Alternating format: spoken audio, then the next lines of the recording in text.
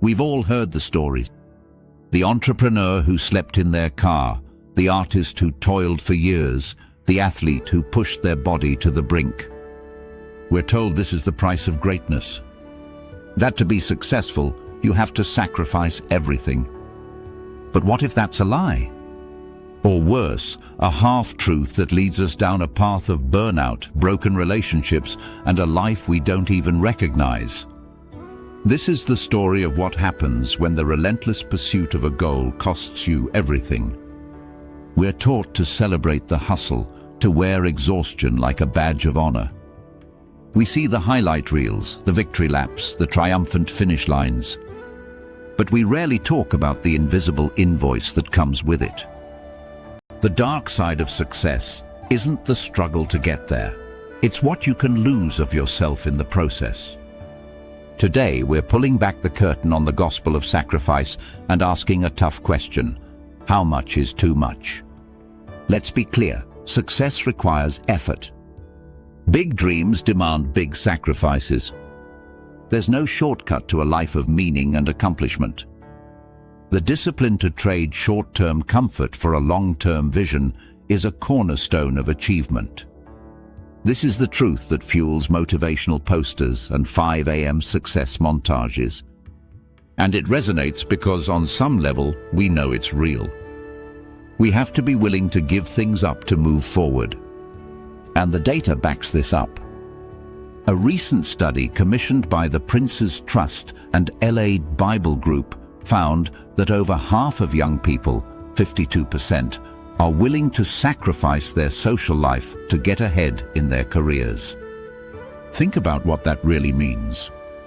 It's not just missing a party. It's the missed birthdays, the inside jokes you're no longer a part of, and the friendships that slowly fade from weekly calls to yearly texts. It's the quiet shrinking of your world, one "I'm too busy" at a time. But it goes deeper.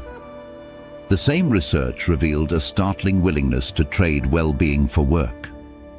A third of young people said they would sacrifice their physical health, and 32% would even sacrifice their mental health. In fact, nearly half, 47%, say they have already sacrificed their mental health to advance their career. So what does this actually look like?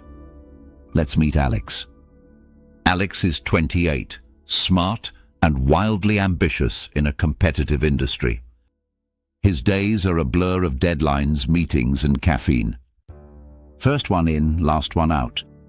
His friends invite him out, but he's always too tired or has a project to finish. He tells himself it's temporary.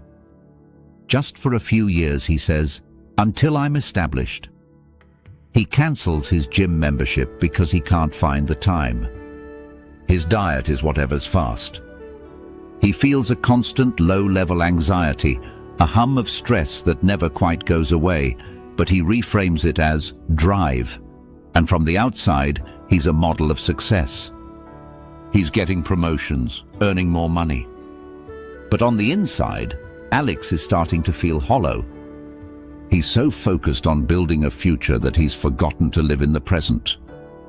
He's winning the race, but he's running it completely alone. The sacrifices we can see, time, hobbies, social events, are just the tip of the iceberg. The most dangerous costs are the invisible ones. They don't show up on a calendar, they show up in your soul. This is the part of the journey no one likes to talk about: the psychological toll of relentless ambition.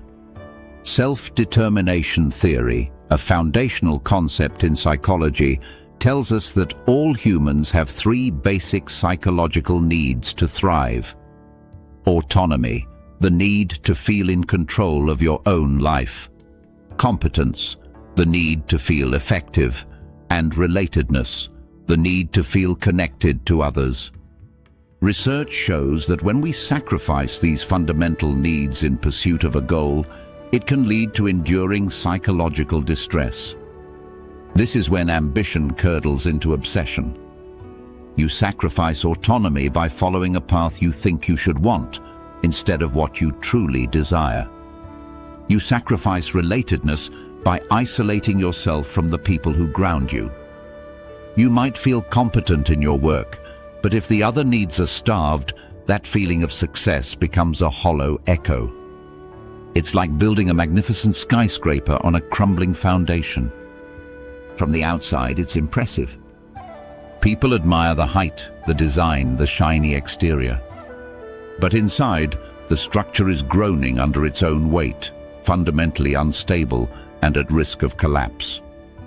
You can have all the external markers of success, the money, the title, the recognition, but if you've sacrificed your own well-being to get there, you've won the game and lost yourself in the process. This is when the paradox of achievement kicks in, that surprising emptiness that can follow a great victory. You chase a goal for years, believing it will bring you fulfillment. You finally reach the summit and there's a moment of euphoria. But then silence. The applause fades and you're left with the quiet question, is this it? You realize the thrill wasn't in the destination, but in the chase. For our character Alex, this is the moment of reckoning. He gets the big promotion he's been working towards for years. He has the corner office, the impressive title, the salary he once dreamed of. But he feels more alone than ever. The friends he used to have moved on. His family worries about him. He looks in the mirror and barely recognizes the tired, stressed-out person looking back. He climbed the mountain, but he's at the top by himself, realizing it might have been the wrong mountain altogether. If this all-consuming path leads to burnout and emptiness, what's the alternative? Should we just give up on our ambitions? Stop striving? Absolutely not. The answer isn't to stop sacrificing. It's to get intentional about what you sacrifice and, more importantly, what you don't.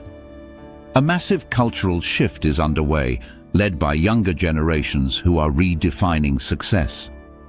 Deloitte's 2025 Global Gen Z and Millennial Survey found that for these generations, a successful career is a trifecta of money, meaning, and well-being. In fact, a sense of purpose is critical to their well-being at work for a vast majority, around 90% of both Gen Z and millennials. The old model of success was a ladder. The new model is more like a web, an interconnected system where your career, health, relationships, and personal growth all support each other. Ambition is still there, but it's smarter. For example, only 6% of Gen Z say their primary career goal is to reach a top leadership position. It's not a lack of drive, it's a redirection of it towards learning, development, and building a life that feels good, not just one that looks good on paper. This brings us to the solution, the art of aligned sacrifice. It's about shifting from sacrifices driven by external pressure, what you feel you should do, to choices fueled by your own values. Here's how to practice it. First, create a non-negotiable list. These are the pillars of your well-being, the things you will protect at all costs. Maybe it's 8 hours of sleep, your morning workout, dinner with your family on Wednesdays, or an hour a day to read for pleasure. These aren't distractions, they're the foundation that makes your pursuit sustainable. You don't find time for these things, you make time. Second, conduct a regular why check-in. Every few months, ask yourself, why am I doing this? Is the reason still your own? Does this goal still align with the person you want to become? The deadliest trap is to keep sacrificing for a dream you've already outgrown. This keeps your ambition tied to your sense of autonomy and purpose. Finally, redefine productivity. We're taught that productivity is about hours logged. But true productivity includes rest.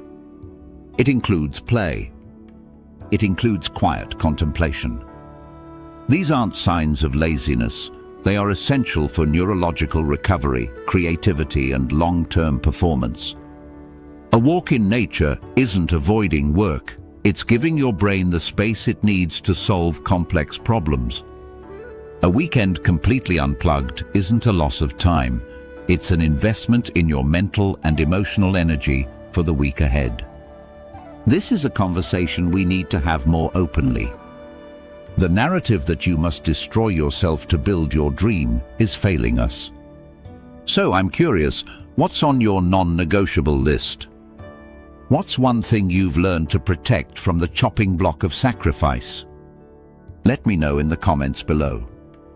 This is a place for us to share our stories and learn from one another. In the end, a truly successful life isn't about what you're willing to give up to achieve your goals. It's about deciding what you're unwilling to lose. Real success isn't defined by the heights you reach, but by the person you become on the climb. It's about building a life so fulfilling you don't need to recover from it. So the question to leave you with is not just what are you willing to sacrifice for your dream, but rather what dream are you building that is truly worth the sacrifice?